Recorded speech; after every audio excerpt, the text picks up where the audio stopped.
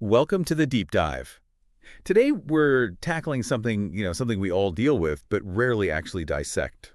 Communication. Yeah. Especially in those kind of mixed bag settings where things can go from huh to heated real quick. Yeah, The source material we've got for this deep dive really digs into this, and it does. I think you're going to find it applies to you no matter what your world is like. What's fascinating to me is that this material, it goes beyond just the diversity is good platitudes. Okay. It gets into the nitty-gritty of why diversity and inclusion, when it's done well, Yeah. isn't just ethical, it's a competitive edge. Right, like it's not just a feel-good thing for HR to check off the list. Right. There's actual impact to be had. Absolutely.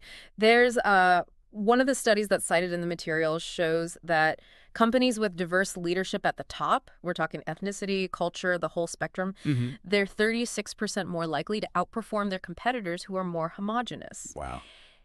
That's huge EE in today's market. Think about it. Different viewpoints, different perspectives, those are fuel for fresh ideas and solutions. Okay, but I'm already foreseeing some speed bumps on the road to all that kumbaya, Sure. communication breakdowns, clashing Yeah. cultures, all the fun stuff. Yeah, and that's where this material, I think, really shines. Okay. It lays out these models to help us navigate that minefield. Okay. One that I think grabs you right away is Trevisani's four distances model. Okay. So 4DM. Four distances. I'm already picturing a Wild West standoff. Lay it on me. Well, instead of gunslingers, I think what it's really getting at is recognizing that we come to conversations with different equipment, so to speak. The Wow. first distance is biological, our senses, abilities. It sounds basic, but I think we forget how much this shapes communication. Right. Someone with a visual impairment needs different strategies than someone with perfect vision, right? Yeah, yes.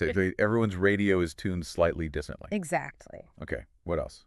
Then there's the semiolinguistic distance, and this is all about, the languages that we use. Right. But even speaking the same language, Right. our expressions, our tone, our body language, it's a whole other conversation happening beneath the words. I've been there big time. Everyone's nodding along. Right. But later it's clear, we were on different planets. Exactly. So frustrating. And that frustration, I think, often boils down to the third distance, the ideological, Okay. our values, our beliefs, the lens through which we see the world. Yeah. Especially in mixed cultures, this one's a landmine. Mhm. Differing politics, how we view work-life balance, huge impact on how we talk and collaborate. So it's like, even if we're both using English, Right.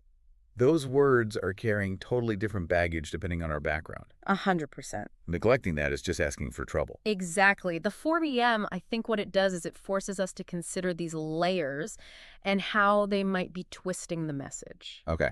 This is key. Common ground. It isn't just a nice to have. It's the bridge between us and them. Without it, Yeah. even the best intentions can get lost in translation. And I bet this is super crucial in teams and negotiations, Absolutely. where outcomes actually matter. Failing to find that common ground.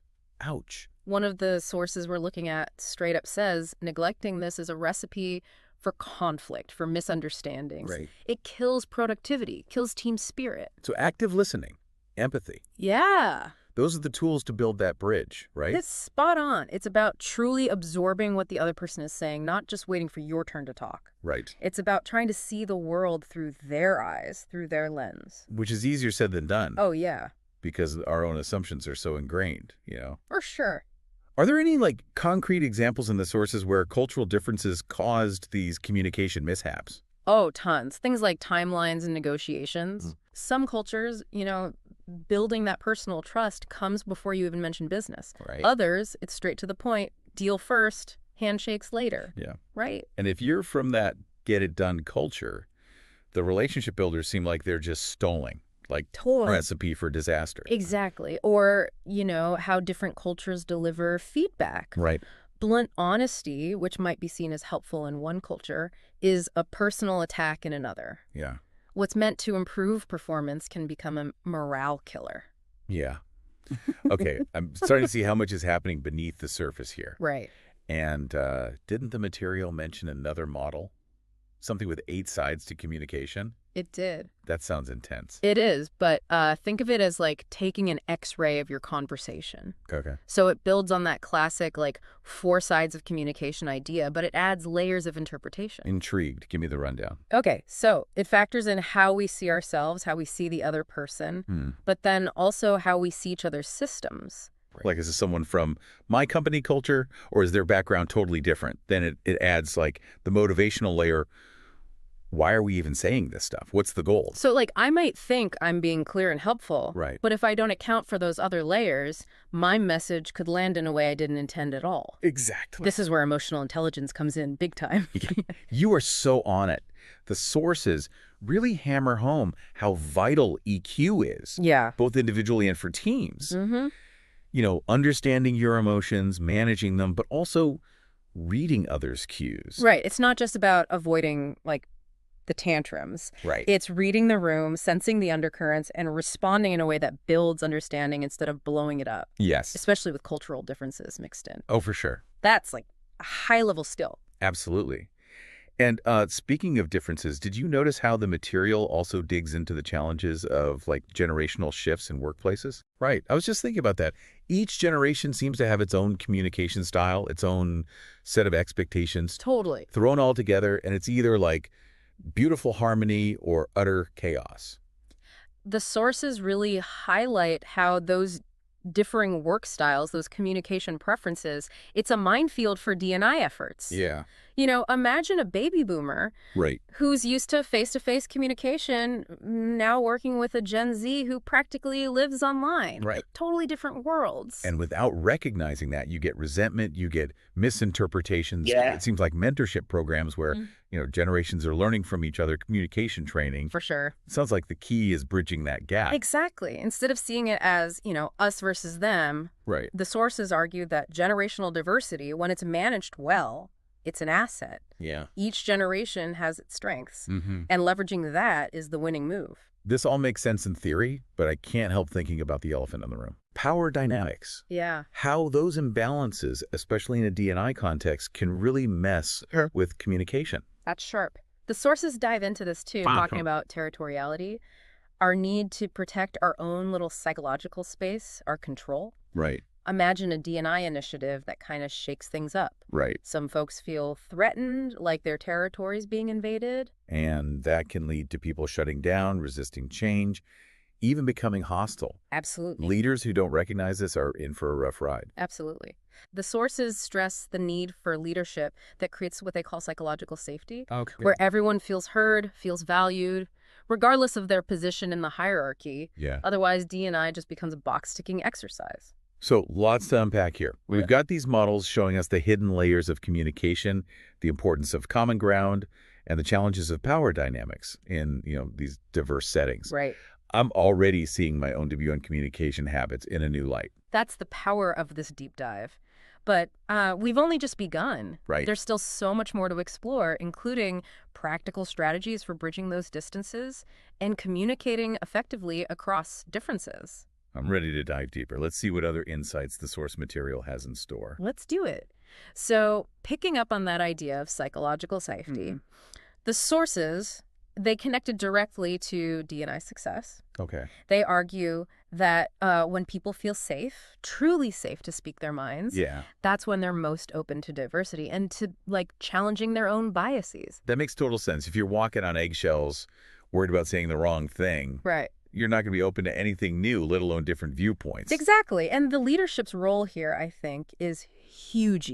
Right. It's not enough to just say it's safe. You got to create the environment where mistakes are okay, questions are welcome, even disagreements, as long as it's respectful. It's like moving from a blame culture to a learning culture. 100%. Easier said than done, I bet. Do the sources get into any specifics about how to build this psychological safety? They do. One technique they highlight is framing. Okay. It's about consciously choosing your words. You know, the angle you take when you're presenting stuff. Yeah. Instead of, this is a problem, it's, hey, what if we saw this as a chance to learn? So it's like the same information, but you're changing the emotional vibe around it. Totally. Makes it feel less threatening, more collaborative. You got it. The source suggests that even this small shift in language can totally change how people react. Yeah. Instead of defensiveness, they're more likely to be open because they feel respected. Framing. I'm going to have to try that one out. Any other techniques that stand out to you? Active inquiry is a big one. Okay. Instead of, those yes/no questions or leading people to the answer you want, Right. it's about open-ended questions that make them really think and share. So, less, don't you think this is a good idea? Right. And more, what are your thoughts on this approach and why? Getting everyone's unique perspective on the table. And it reinforces that everyone's voice matters, that they bring something valuable to the table. Right. Which, by the way, leads to better decisions, not just warm fuzzies. Okay. Framing, active inquiry. Feels like we're building up a toolkit here. We are. Anything else with that toolkit? This one might sound a bit counterintuitive, but celebrating mistakes. Okay. The sources argue that, sweeping errors under the rug, that creates fear, but owning them, learning from them openly, that's powerful. So, it's not about punishing screw-ups, Right. but making it safe to admit them, analyze them. Yeah. Mistakes become lessons instead of career killers. You got it. Transparency, accountability, people feel safe to take risks, to innovate, because they know it's not about being perfect, it's about growing. This is all great in theory, but I'm that person who's like, okay, how do I actually do this? Sure. What advice do the sources have for putting this into practice, like tomorrow? Well, they say leaders need to walk the walk, not just talk the talk. Okay. Admitting your own WN mistakes, sharing what you learn, Right. that vulnerability makes it okay for others to do the same. Leading by example, Yeah. showing it's human to mess up. Love it. What about, the organization as a whole, not just individual leaders? You need clear policies, right? On discrimination, harassment. It can't just be nice. Right. There have to be systems in place to protect people who do speak up. Yeah. Otherwise, psychological safety is just a buzzword. So it's accountability with teeth. Exactly. Everyone knows what's not okay, and there are real consequences for crossing that line. For sure. Makes sense. But doesn't this also tie into training and development? Yeah. Like equipping people with the right skills? You're right. Inclusive communication. Right. How to handle conflict well. Recognizing unconscious bias. Yeah. The sources are big on training that goes beyond just checking a box. It's giving people the tools to actually interact better. To build a more inclusive environment from the ground up. Not just theory, but real-world skills. And it's not a one-and-done thing. Mm-hmm. Continuous learning where psychological safety is part of the ongoing conversation. Right. Makes it part of the company culture, not just a workshop you forget about. Okay, so lots of benefits to this whole psychological safety thing. Yeah. But I'm guessing it's not all sunshine and roses. Right. What are the roadblocks the sources mention? Well, human nature, for one. They say, especially when we're stressed, we tend to fall back on old habits. Right. So even if we get it, actually living it takes effort, constant reminders. Because that pressure cooker moment, that's when inclusive behavior really matters. Exactly. But it's also when it's hardest to do. Yep.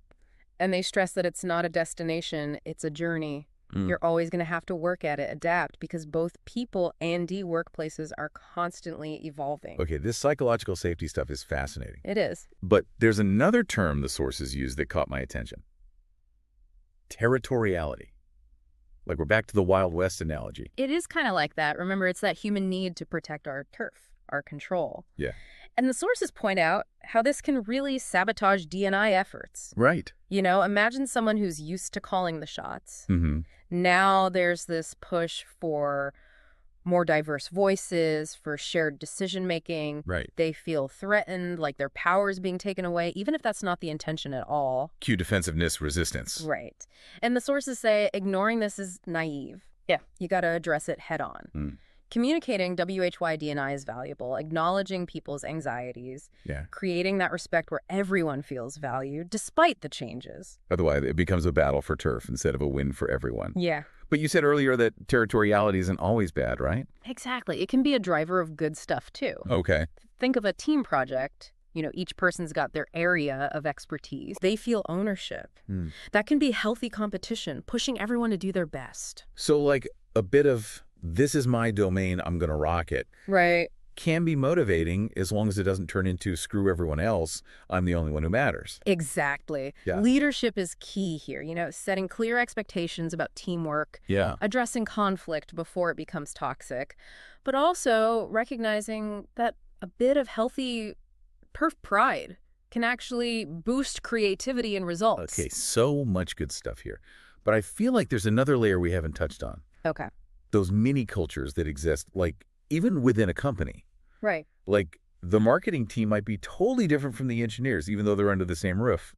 That's such a sharp observation. And the sources actually, they call these microcultures, which is perfect. Okay. They say these can secretly sabotage D&I even if the company's overall vibe is good. Give me an example, because I'm drawing a blank on how that plays out. Okay, so imagine a company with a super inclusive policy, but then in the engineering department, it's, all guys, super hierarchical, old school way of doing things. Right. A woman engineer joins the team. She's technically welcome, but fitting in, having her voice heard, that's a different story. So the big company culture might be great, but these little pockets still hold on to their own way of doing things. Exactly. Which isn't always inclusive. And the sources say recognizing these microcultures, that's step one. Okay. Then encouraging open communication between them. Right. So people from different departments actually interact, share perspectives. It's like breaking down those silos, right? Totally. So instead of marketing does this, engineering does that, it's more fluid, more understanding across the board. Exactly. And again, leadership sets the tone. Yeah. If they're actively promoting inclusivity in every team, not just on paper, that's a huge win. Right. D&I has to be part of the air everyone breathes, not just a slogan in the break room. Okay, so much to think about. These microcultures, the territoriality thing, I'm realizing how much goes on beneath the surface in any workplace. For sure. And it feels like emotional intelligence is the key to navigating all of this, right? Spot on. The sources make it clear that EQ is non-negotiable for D&I. Yeah. Both for individuals and indeed for the organization as a whole. Right, because these are tough conversations. They are. Challenging bias, handling conflict well. Yeah. It takes more than just good intentions. Right. You got to be able to read the room, understand people's emotions, even if they're not saying it out loud. Absolutely. And in a D&I context where there are all these layers of difference, emotional intelligence is what allows us to build trust, to communicate effectively, to have those tough conversations with empathy instead of judgment. So it's a skill, but it's also about the overall culture, right? 100%. Like, does the company value EQ? Do the leaders model it? Or is it all about logic and numbers, with emotions seen as weakness? Exactly. The sources suggest it's both. Individuals can work on their own EQ through self-reflection, feedback, training, but the organization has to create an environment where this stuff is valued. Yeah. Where people feel safe to express their emotions and where leaders demonstrate it themselves. Otherwise, it's just lip service. Right. People see right through that. For sure. Okay. So much to unpack here, but we're running short on time. Is there one more key takeaway from the sources that we haven't touched on yet? There is, and it's a big one. Okay, hit me. The sources argue that power dynamics are often the hidden force shaping everything we've been talking about. Okay.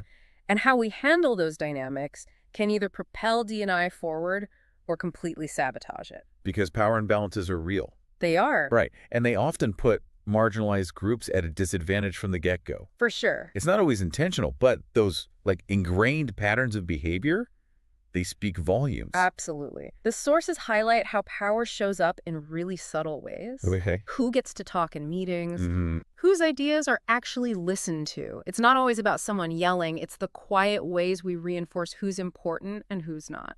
So it's about awareness, both individually and for the company as a whole. Yeah.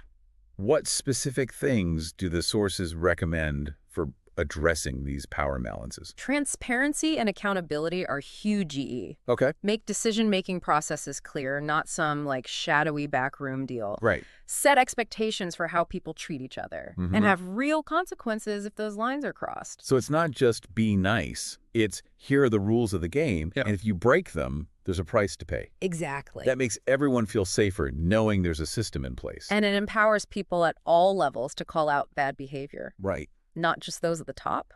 Which brings us back to policies on discrimination, harassment, retaliation. 100%. They're the backbone of this. Yeah. Right? Because if someone speaks up and they're ignored, punished, or worse, Right. that kills psychological safety instantly. Nobody's going to risk that. So clear reporting mechanisms, Okay. ensuring people trust those reports will be taken seriously. Yeah. Those systems send the message that equity and inclusion aren't just talk. Right. They're backed up by action. Okay, this power dynamic stuff is intense, but crucial. It is. And it feels like it ties into so many other aspects of D&I we've discussed. It does. It's like a web. You pull on one thread, and it affects everything else. Exactly. And that's why the sources argue that addressing power dynamics isn't a separate task. Right. It's woven into every single D&I effort.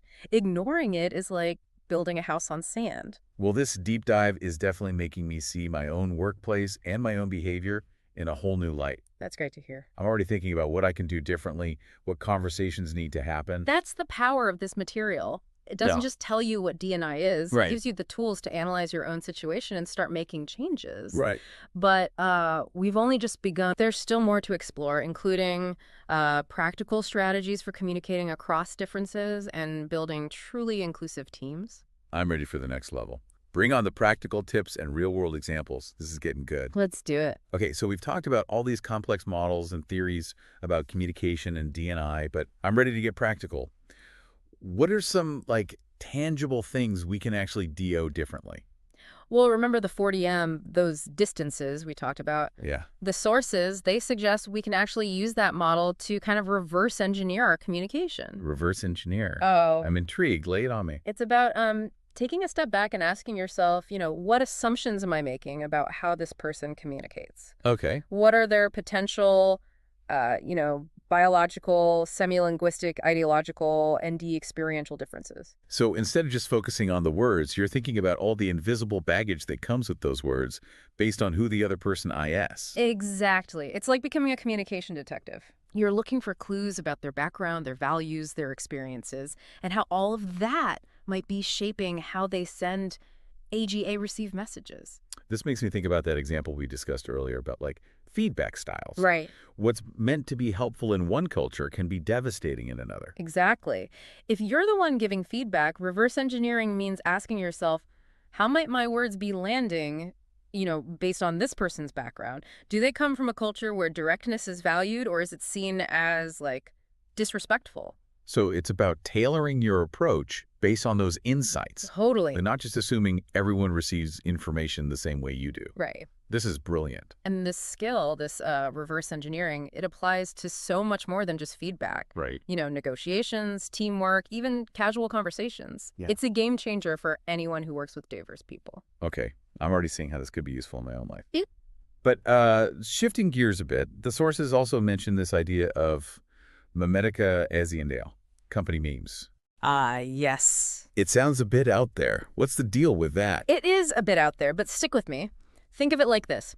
In biology, genes carry information that gets passed down, right? Right. Well, in companies, memes are those ideas, practices, even ways of speaking that spread from person to person. Yeah. They shape the culture, just like genes shape a body. Okay, so it's like those unspoken rules, this is how we do things around here that you pick up in any organization. Exactly. And the sources say we can use this meme lens to analyze D&I too. Okay. D&I itself can be a good virus, a positive meme that spreads inclusion and good practices. So under the right conditions, D&I becomes part of the company's DNA. Exactly. It's not just a program, it's how they operate at their core. That's the goal. Right. But just like there are harmful viruses, there are, negative memes that fight against D&I. Right.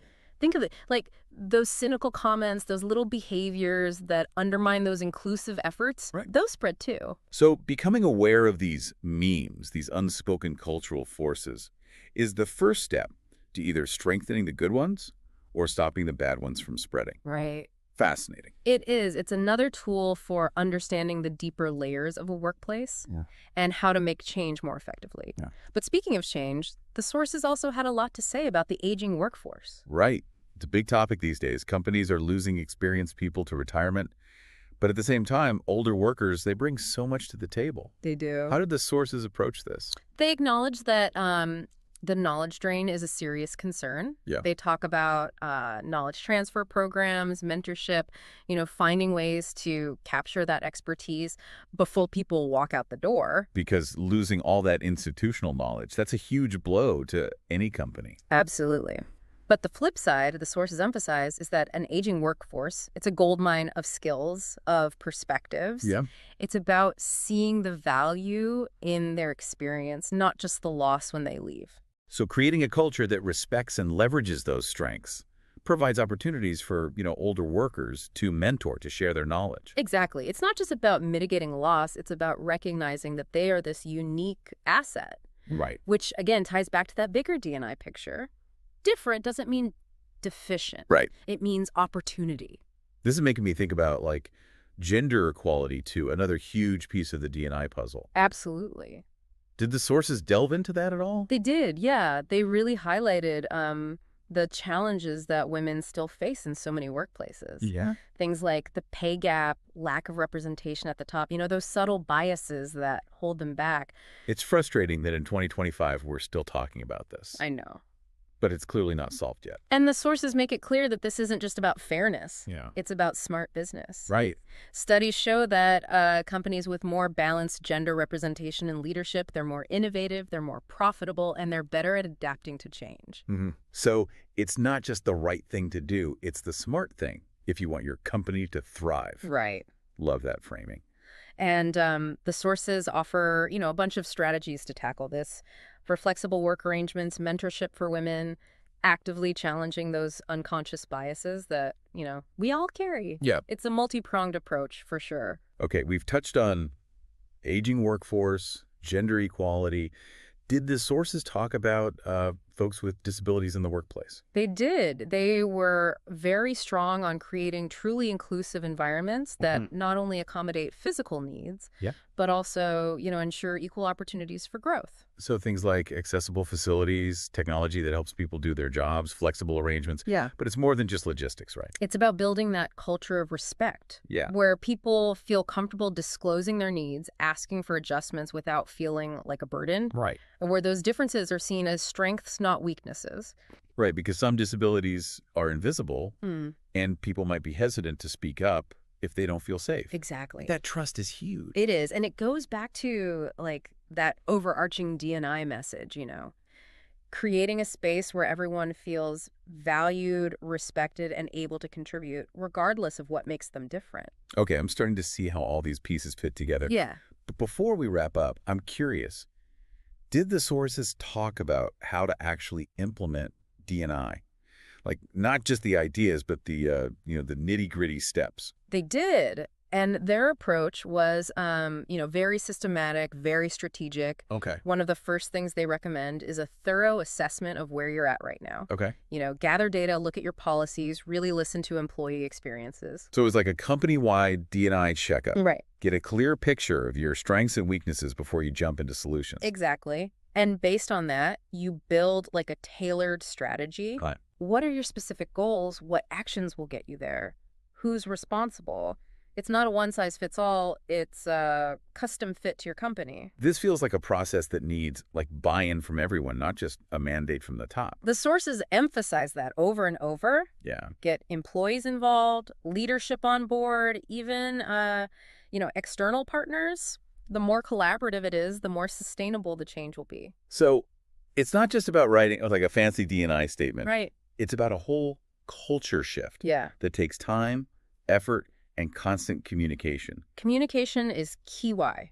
The sources, they highlight how vital it is to keep everyone in the loop. Yeah. Be clear about the D&I strategy, share progress updates, celebrate wins. Yeah. But also create space for, open dialogue where people can ask questions, voice concerns, give feedback. Right, because if it feels like something being done to owe them, not with them, people are going to resist. Totally. Makes total sense. And it's not a set it and forget it deal. Right. The sources stress that you've got to constantly monitor progress, make adjustments based on what's working and what's not. D&I is a living thing. It needs attention to thrive. This is all incredibly insightful. But before we wrap up our deep dive, there's one more concept that I keep thinking about. Psychological safety.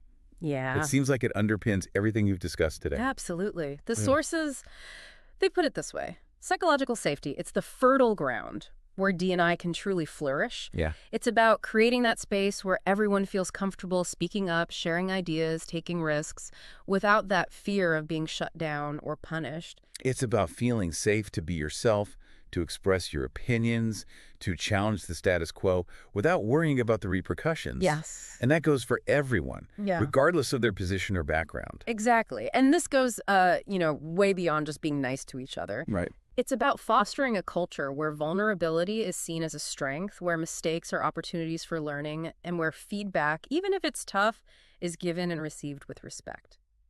This makes me think about that celebrating mistakes technique we talked about earlier. Right. It's about shifting the focus from blame to growth, creating a culture where it's okay to not be perfect. Spot on. And the sources offer, a whole range of strategies for building this psychological safety. Yeah. Things like framing conversations positively, asking open-ended questions, actively soliciting those diverse perspectives. Yeah. It's about creating that space where everyone feels valued and heard.